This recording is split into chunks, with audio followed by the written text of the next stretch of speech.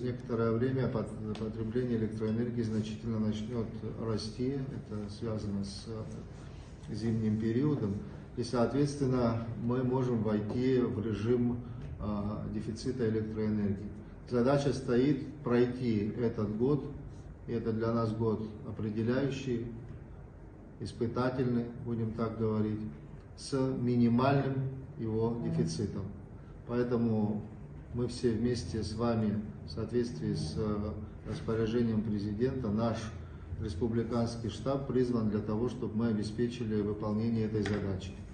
Очень важно нам вместе скоординированно работать в отношении, прежде всего, незаконного подключения, соответственно, мобилизации задолженности, учета электроэнергии, установки приборов коммерческого учета и вся текущая работа, которой вы и мы вместе с вами ежедневно занимаемся.